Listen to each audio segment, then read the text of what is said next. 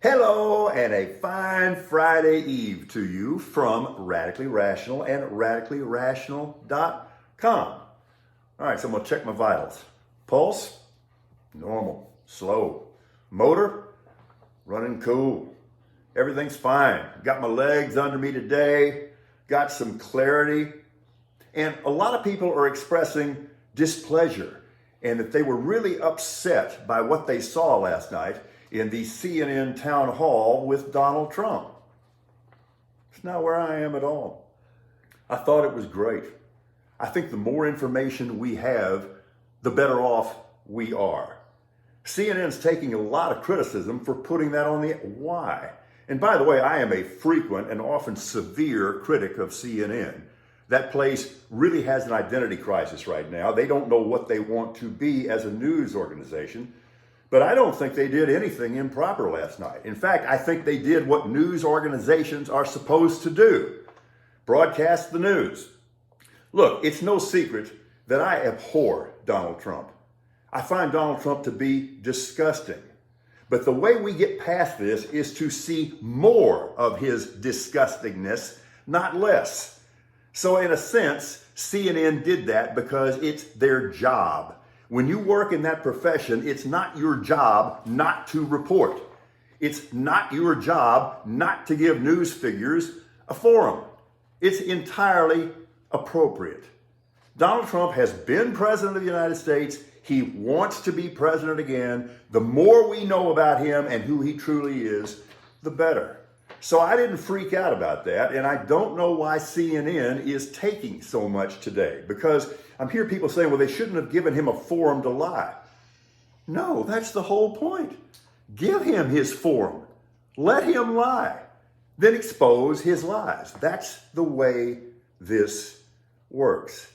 So I didn't find anything disturbing about that, because in a way I found it affirming, because in a nice tight hour or hour and a half long package, here's what we affirmed.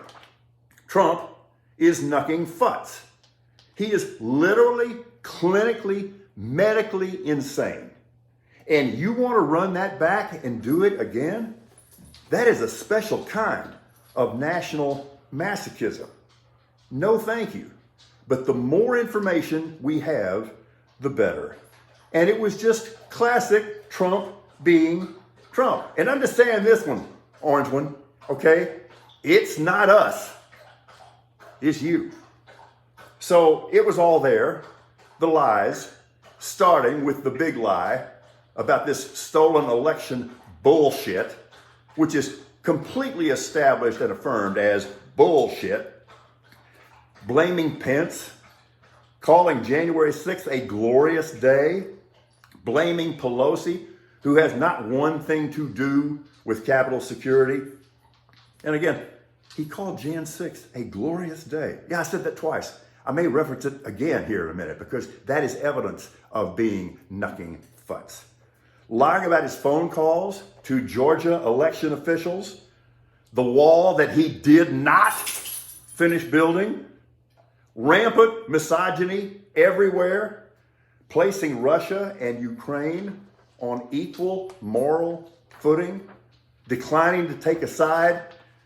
No, buddy, that's a situation where we have to take a side, because clearly there is a right side to take there. And then finally suggesting that it might not be so bad if the GOP forces us to default on our debts. And you want to run this back?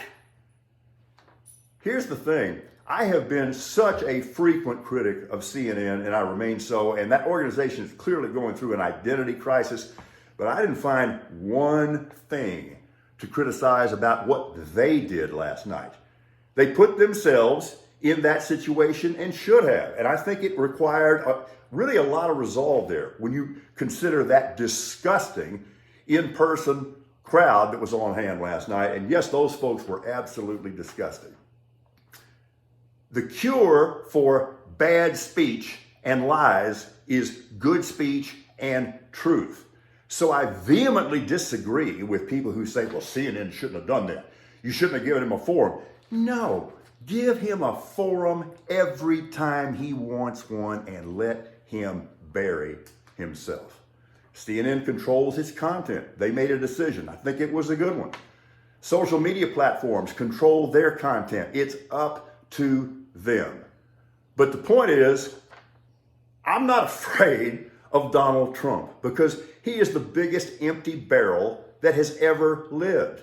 So just keep flapping your gums, buddy. Just keep doing it. But I just do not understand why we would want to inflict this national masochism on ourselves and run that back in any way. And another reason why I'm in a great mood. Tonight, the NFL is going to disclose and reveal its entire schedule for 2023, and that's always such a big deal because it's rolling downhill toward the season after that. Now, one thing does disturb me, though.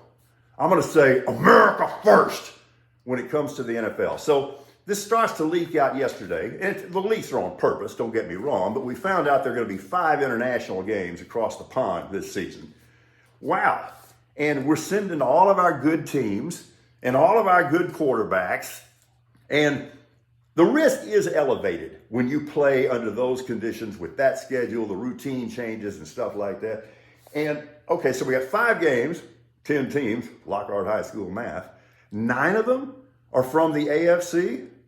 And as far as the one NFC representative, what did the Atlanta Falcons do to piss anybody off? So I don't like that at all. I'm all for spreading the gospel of football, and I think that's appropriate, but I think we can overdo this. And I think the NFL, I should say, has, in this case, overdone it. I was going to reference the NBA because let me state the most obvious thing I've ever said other than that water is wet. Steph Curry is the greatest shooter in the history of basketball. Happy Thursday, y'all. We're Radically Rational.